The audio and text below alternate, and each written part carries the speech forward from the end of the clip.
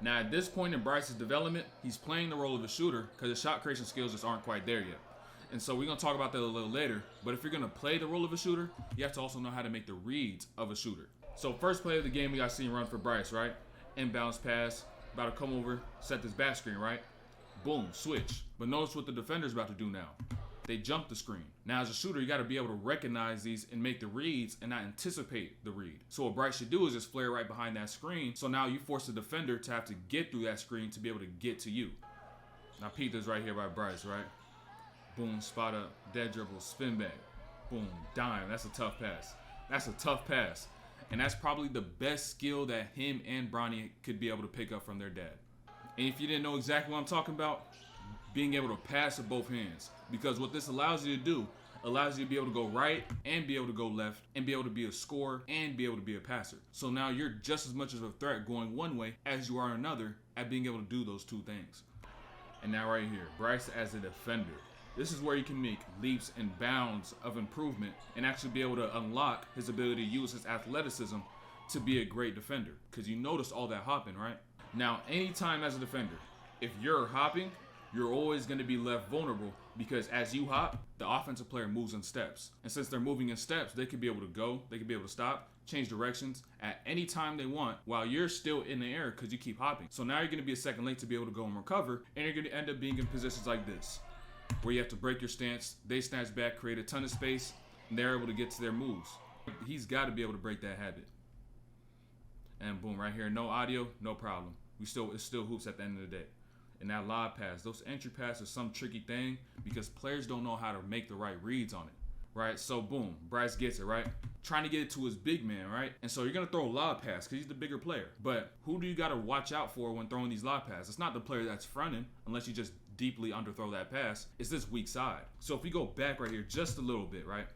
You'll notice this right here on the weak side is the player who will be guarding that lob pass and leading him into space. And what is he about to do? He's stepping away, and he's not even recognizing this post-up right here. Bryce has already got to throw that and not be so worried about the player who's trying to front. But he throws that late. That player from that wing is able to get over and deflects that pass, and he gets blocked on this dunk. You got to be able to make that read on that lob pass. It's key. And once again, right there with the defense, notice the little hopping. It ain't go as bad as last time, but this is a habit that must be broken. Notice, catch, boom, closeout, right? Hop, hop, hop, hop. There's not much space for him to go, but he's got to be able to break that habit. You got to learn how to be able to play defense, move lateral in steps and not in hops. Now here we go, back with the audio. Then right there, you peep down the weak side, right? Peep down the weak side. Sometimes, especially in high school, just a little effort to be able to get through screens will be able to get you these calls. Because realize this, right?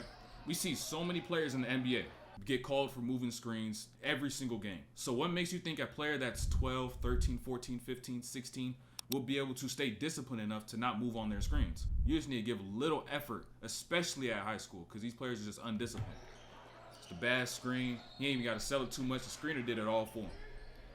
Now, boom, a little full court press. Bryce is on this other side, but playing against presses in high school is one of the things you must be able to do. And not just do it, but be able to recognize it within it so you can be able to capitalize. And so if you notice here, right, number one, point guard, double team comes. Notice the spacing, right? Notice how this play is going to develop. Who is open? Bryce is open. So not only should the ball handler recognize who is open, Bryce has to recognize he's open as well and put himself in a better spot to be able to catch that ball. So it's literally just him stepping up to that middle and shortening up that pass. Because what it's going to do, right? Instead of him catching the ball all the way down here and picking it up or all the way by his ankles, he'll be able to catch in the middle of the floor, which puts him in a position to see this player right here will be about to be diving to the rim, and then this player defensively who'll take that player that's diving to the rim, and now he has that other player in the corner. And even if he doesn't want to make either one of those two passes, boom, float game, easy. But regardless, you know, like that first play I just showed, they ended up getting a bucket out of it. But now, boom, right here in the zone, they play the zone a lot. There's 2-3 zone, right? But in zones, there's gonna be a lot of times where you don't just play zone and you just really just match up out of it. Smoke dunk. But really watch this though. All right, so now let's really take a look at the zone, right? And let's really count the numbers, right? Let's count them early. Boom, wing, got the wing. Top, top, middle, middle, wing, wing. So this leaves Bryce down here with this big. And so now since there's a bigger player down low, you got to recognize this early like we just did now, realizing where players are, because there's nobody in this corner that Bryce has to worry about. And you've got to be able to do your work early. So now you can make the big have to work for their position. You get low, you make it hard for him to show a hand, show a target. And so now it's not going to be so easy for him to say, get right here in this spot. Now you begin to work. You work early. You work way earlier. And now he gets it right there, and he just smoked that dunk. Should have been a 2. All right, now let's get into Bryce's shot creation, all right? Let's really talk about this, all right? All right, so showing off the hand a little bit, but you're just doing way too much. Now, I like how this play started, right? Boom, about to go over, fakes his handoff, big steps up, about to set the screen. So now the paint is cleared and opens up that baseline. So what's Bryce about to do? Reject that screen, right? But then boom, you got the whole lane. Why don't you just go to the rim and get your bucket instead of trying to get right here and do a little drop step fadeaway along this baseline. And now right here, Bron subs him out. Guess what he's about to tell him too? Guess what he's about to tell him? Look, I don't even need to read his lips. Just check the gestures, right? Lay. And now boom, right here with Bryce, right? Once again, we're talking about a shot creation now. So a lot of y'all see that and be like, damn. Look, y'all say, damn, Bryce got locked up. Bryce got no bag. But the difference is, y'all see problems, I see solutions. So realize this, right? Not even just on this possession right here, but even the one before. Anytime Bryce is about to make this go move like he does right now, the defender touches him, and guess what happens? He enters his pullback and is dead in his tracks. He has to be able to get lower and get stronger in those lower ranges so that he can be able to drive, get his angles, and get through all that contact. So instead of him trying to drive and going into a snatchback every single time. And boom, he gets a turnover. I see a lot of habits like that in a lot of players, but great thing, it can be fixed. And once again, Bryce was tweaking a little bit in the start of the second period, right? Second half. Notice what Bron's saying. Notice what he did as soon as he caught the ball. Boom, throw ahead from his teammate. Does his eyes ever look at the rim? And so what this does now for the defense is that it makes him 10 times easier to guard because he's not even looking at the rim. He's not even trying to score. They now know he's only trying to pass. So what are they going to do? Take away the pass and leave him with absolutely nothing to do. And so literally just by getting your eyes around the rim, by getting your eyes forward in the vicinity of the rim, will now make you a threat because it shows the defender that you're now thinking of being able to do multiple things instead of just one. Get your eyes up. Just get your eyes up. Look to attack as soon as you catch. Then this right here. This right here just showed me that he lacks a lot of experience as a ball handler. But like I said, the great thing we can learn from it, we can get better from it. And then one of the top rules as a point guard, right? You never bring the ball up the floor and just walk across half court. Because the second that you cross that half court line, especially in high school, they're going to come over and send that double team, and that's their trap zone. And it takes the defense from having just 2 defenders to now essentially having 4 defenders, being the 2 players on the court, and then the half court line, and then the sideline. They're just trying to put you in that corner for nowhere to go and no passes to make. And so anytime you catch the ball, you can't just run across the half court line. They're going to send this double. And so you got to make sure you allow your teammates to get the space. You allow everybody to get across. So now that you can be able to get to the middle, be able to use all your space and prevent them from being able to send that double. So right there, notice Bryce, right there along that baseline. On this baseline. Dump off. Boom. Teammate gets it.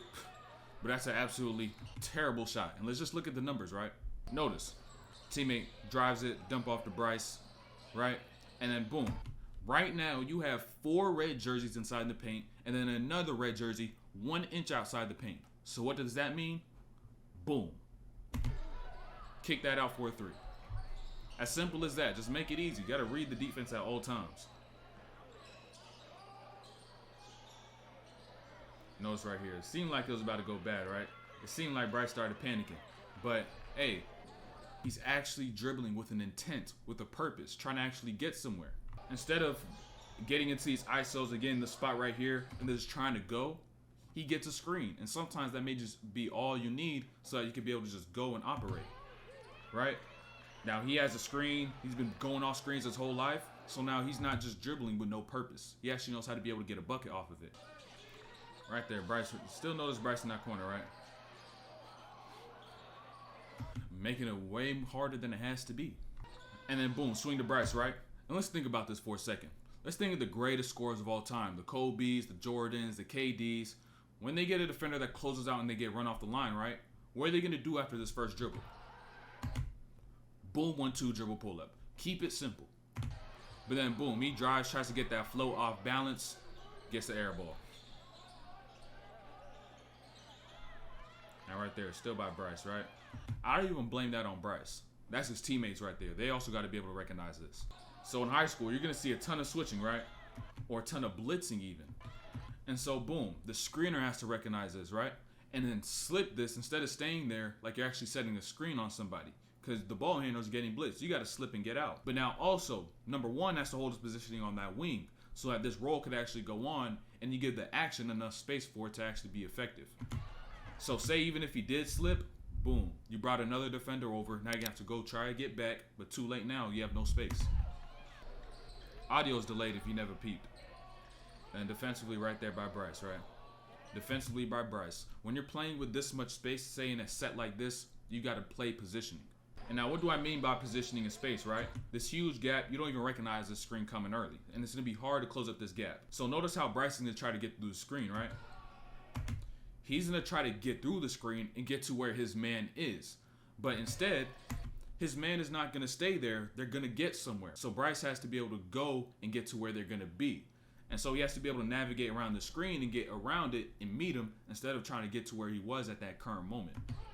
And then late on that switch, boom, knockdown, lane game.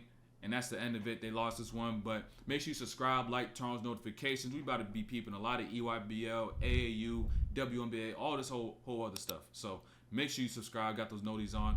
Hit the link in the description. We trying to hit that 500 right here. Trying to hit that 500 right there on the live stream. So make sure you go check that. Tons of gems in there. And we out of here.